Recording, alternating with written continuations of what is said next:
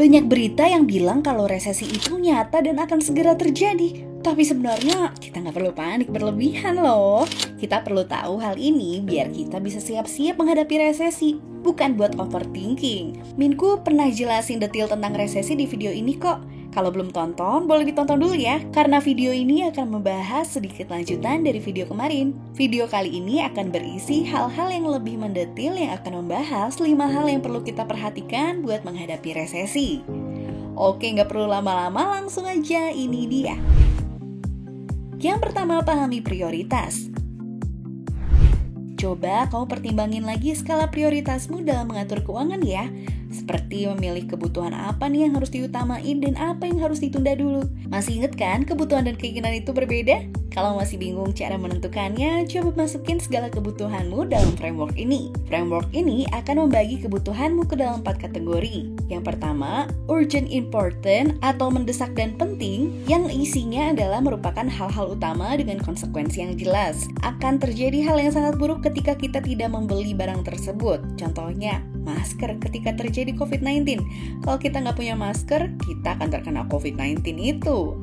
Yang kedua, not urgent important atau tidak mendesak tapi penting. Di dalam kategori ini berisi hal-hal yang penting tapi masih bisa ditunda.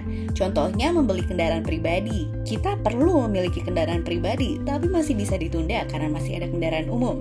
Yang ketiga, not important, urgent. Gak penting tapi mendesak. Dalam kategori ini berisi tentang hal-hal yang sebetulnya kurang penting tapi sangat mendesak sehingga harus kita beli. Contohnya ketika kita menemukan flash sale barang-barang yang kita suka, memang sih kurang penting tapi mendesak karena waktunya yang terbatas. Yang keempat, not important, not urgent. Gak mendesak dan gak penting. Hal-hal yang kurang penting dan kurang mendesak, kita bisa pending hal ini. Contohnya mencoba boba terbaru yang lagi happening akhir-akhir ini. Kalau udah tahu, coba kurang-kurangi hal-hal yang kurang penting dan kurang mendesak. Karena kedepannya, ada kemungkinan harga kebutuhan pokok lebih naik lagi. Uang yang kamu hemat untuk hal yang kurang penting dan kurang mendesak bisa dipakai untuk menambah hal-hal yang penting dan mendesak. Yang kedua, mencari pemasukan lainnya.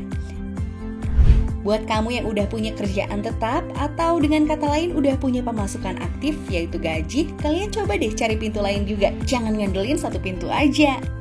Tapi jangan mengesampingkan kerjaan utama juga ya. Tapi menyesuaikan pekerjaan sampingan ini dengan pekerjaan utama kamu. Kalau kamu udah punya pemasukan aktif, coba cek cara lainnya. Kamu bisa tambah dari pemasukan investasi kamu atau dari pemasukan pasif kamu.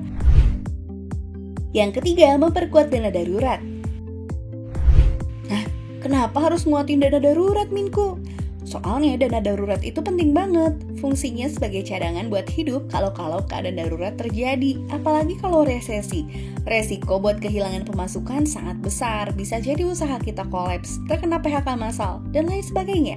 Dana darurat inilah yang akan menjaga hidup kita tetap aman 6-12 bulan mendatang sebelum kita mendapatkan sumber pemasukan yang baru. Sekarang pertanyaannya, apakah dana darurat kalian udah terpenuhi apa belum? Emang berapa sih Minku dana darurat yang harus dikumpulin?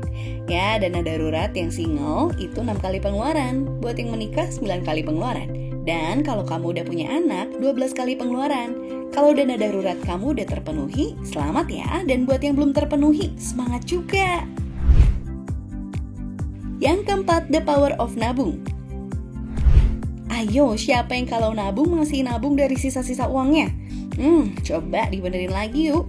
Kalau memang tujuannya nabung, kita perlu menyisihkan di awal uang kita untuk nabung.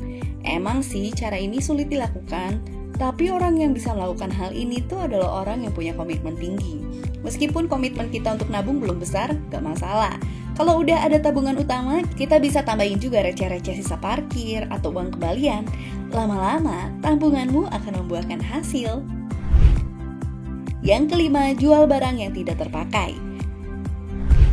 Untuk poin satu ini, Minku ini terinspirasi dari konsep hidup minimalis, di mana ketika membeli atau menambah barang, tentunya harus ada barang yang harus keluar juga. Coba deh cek barang di kamar atau rumah kamu, siapa tahu ada barang yang udah lama gak kepake, atau baju kamu yang udah lama gak kamu pakai dan jumlahnya ternyata banyak. Kamu bisa tuh jualin secara online di sosial media kamu, atau di sosial media barang bekas di kota kamu. Nah, dari barang yang keluar inilah yang nantinya akan menjadi uang atau cash yang akan kamu dapetin. Lumayan kan buat nambah pemasuk atau nambah dana darurat kamu?